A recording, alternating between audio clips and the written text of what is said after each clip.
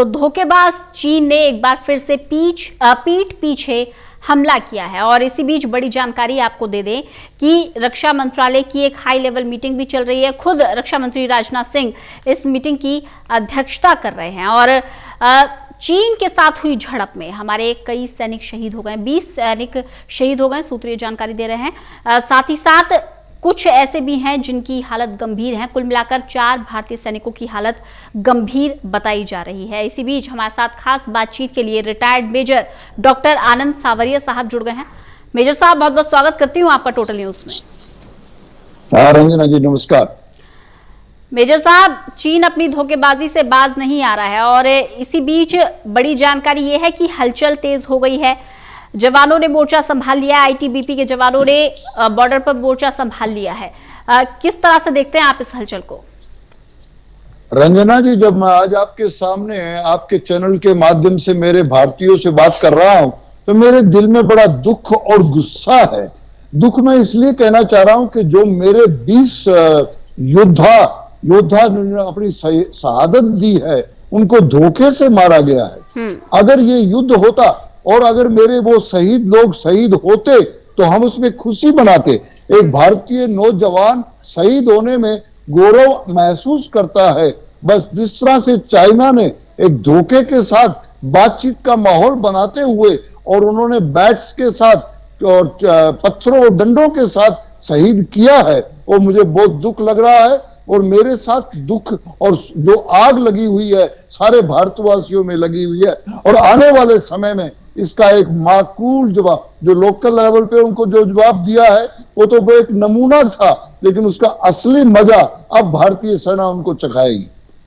बिल्कुल असली मजा चखाएगी, लेकिन हो सकता है कि काफी हद तक चीन इस मजे को चख भी चुका हो। जैसा कि जानकारी मिल रही है कि 47 सैनिक, यहां तक कि एक कमांडिंग ऑफिसर चीन का भी मारा गया है, लेकिन चीन है इस हार को स्वीकार नहीं कर रहा। बिल्कुल रंजना जी, मैं कह रहा हूं चख चुका क्या है, वो तो घुटनों पे आ गया है। देखिए, इस 14-15 वाली रात का जो इंसिडेंट हुआ है, बड़ा शर्मनाक कि फौज की, बट मैं पीएलए की आर्मी को आर्मी नहीं मानता। वो तो एक बिल्कुल किसी तरह बंधुआ मजदूर है।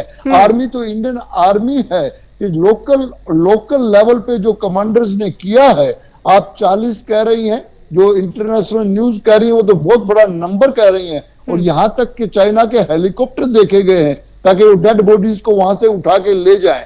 तो लोकल मजा तो वो चख चुका है, लेकिन और उस लोकल मजे को देखने के बाद में ही उसके जो विदेश मंत्री ने कहा है कि अपने ट्वीट पे कल ही कहा कि मैं भारत से ये कहूंगा कि वो एक तरफा कार्रवाई ना कर दे। अगर चीन माफी नहीं मांगता है इस घिनौनी हरकत के साथ, तो जो उसकी आदत है वो शुरू दिन से यही करते जा रहा है। पहले चीनी हिंदू भाई भाई करके उसने 62 में किया, 75 के बाद पहली बार हमारे नौजवानों ने शहादत दी है और ये बड़ी महंगी पड़ेगी चाइना के लिए।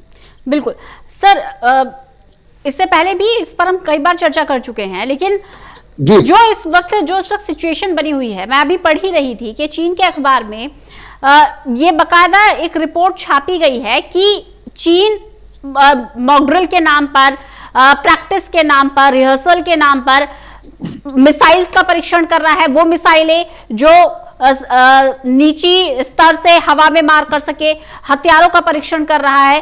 तो एक तरफ तो बात कह रहा है कि हम शांति चाहते हैं, अमेरिका कह रहा है दोनों देश शांति चाहते हैं, चीन से ही बात हुई है, चीन भी शांति की बात कर रहा है। और इस बीच इस तरह के परीक्षण करना, मिसाइलों के परीक्षण करना, हथियारों के परीक्षण करना, ड्रिल के नाम पर बिल्कुल इसी तरह की तैयारी करना जैसे युद्ध की स्थिति पैदा हो गई है। किस तरह से देखते हैं आप इसे?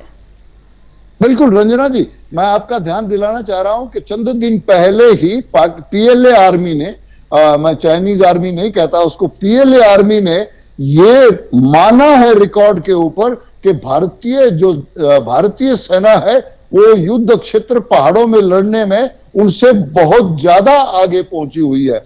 और अभी जो रिपोर्ट्स आ रही हैं कि चाइना ने, जो अमेरिकन प्रेस, देखिए चाइना में तो प्रेस कुछ बोल ही नहीं सकता जब तक कि उनका जो पॉलिटिकल पार्टी नहीं कहेगी कि इतना बोलो। देखिए कल से आप सारे मीडिया लोगों को मैं सैल्यूट कर रहा हूं कि एक एक मिनट की बातें आप उस युद्ध क्षेत्र से बता रही हैं और चाइना बिल्कुल चुप बैठा हुआ है। और वो इंटरनेशनल मार्केट से, इंटरनेशनल मीडिया से ही पता चलता है कि उसके कितने लोगों की हताहत होना पड़ा है। तो चाइना का मीडिया किसी तरह से भी डिपेंडेबल नहीं है, लेकिन जो अब युद्ध का अभ्यास कर रहा है वो सोचता है कि कुछ ना कुछ तो मैं कर लूं। एक तरफ से तो वो शांति की बातें कर रहा है, अपने डिप्लोमेट्स के बात करता है, अपने आर्मी कमांडर्स के लेवल पे बात करता है, और कल उसका विदेश मंत्री कह रहा है कि मैं चाहता हूं कि भारत कोई यूनिलेटरल एक्शन ना ले और अपनी तरफ से वो उकसाने की बात करती है कि हमारे 20 जवानों को उसने उस 17 डिग्री माइनस टेम्परेचर में रखते हुए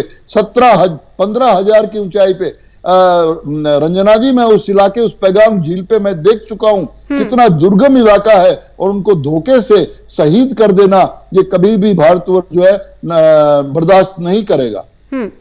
अब एक अंग्रेजी की एक टर्म है स्टेट ऑफ वॉर, क्या आपको लग रहा है कि ये जो उकसावे की कार्रवाई चीन की तरफ से की जा रही है ये स्टेट ऑफ वॉर में आने का निमंत्रण है या स्टेट ऑफ वॉर आ चुका है, क्या लगता है आपको? नहीं रंजना जी, स्टेट ऑफ वॉर में लाने की चाइना की कभी भी हिम्मत नहीं हो सकती। हाँ, वो टिचकरी जिसको हिंदी में कहते हैं ना, टिचकरी करते रहो और दूसरे आदमी को उकसाओ। मेरे भारतवर्ष की सेना डेमोक्रेटिक इलेक्टेड गवर्नमेंट के नीचे बड़े संयम से काम करती है। कल भी उन्होंने बड़े संयम से काम किया, और ये मैं आपको बता देना चाह रहा हूं कि चाइना की ये मजबूरी हो चुकी है कि वो इस तरह से करके ध्यान भटकाए इंटरनेशनल कम्युनिटी का, बिकॉज चाइना अलग थलग पड़ गया है पूरी इंटरनेशनल कम्युनिटी में अपने कोरोना कांड की वजह से।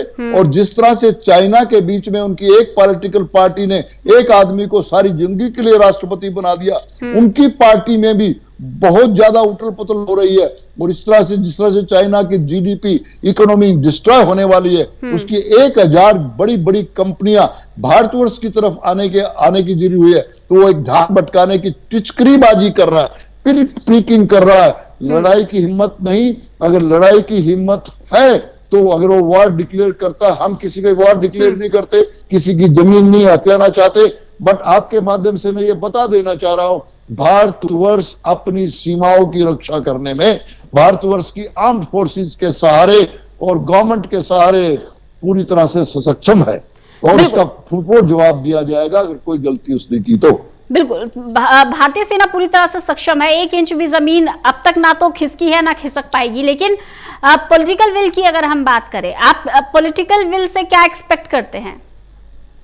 तो यस रंजना जी, आपने बहुत इंपॉर्टेंट सवाल पूछा है, बिकॉज अभी तक इतने सालों तक 72 साल तक पॉलिटिकल विल ना होने की वजह से ही एयर स्ट्रिप वहां नहीं बना पाए, और किसी तरह से आर्मी ने जब एयर स्ट्रिप बनाई तो उन आर्मी कमांडर्स का या एयर कमांडर्स का एक्सप्लेनेशन मांगा, और जो पहले 1952 में जो हिंदी चीनी भाई भाई करके उन्होंने समझौता किया था उस जमाने के टाइम पॉलिटिकल लोगों ने, लेकिन अब पिछले 6 साल से जो पॉलिटिकल विल आई है कि हमारी तरफ कोई आंख उठा के देखेगा तो हम उसकी आंख निकाल देंगे, हम किसी पे अटैक नहीं करते हैं। और मैं आपको बता देना चाह रहा हूं कि अभी अभी खबर मैंने देखी है कि श्रीनगर में हाईवे बंद कर दिया गया है, सारे हमारे जवान उस इलाके में इंडिपेंडेंट ब्रिगेड और कितने सारे ट्रूप्स वहां चले गए हैं, और ये अगर कोई समझौता भी होगा तो भारतवर्ष के टर्म्स पे होगा, और हमारी टर्म्स यही है कि हमारी जमीन पे कोई किसी का अधिकार नहीं है, हम जो भी डेवलपमेंट करेंगे हम अपने भारतवर्ष के लिए करेंगे। चलिए, बहुत बहुत शुक्रिया मेजर साहब हमारे साथ जुड़ने के लिए, इस तमाम बातचीत के लिए। तो रिटायर्ड मेजर हमारे साथ जुड़े हुए थे।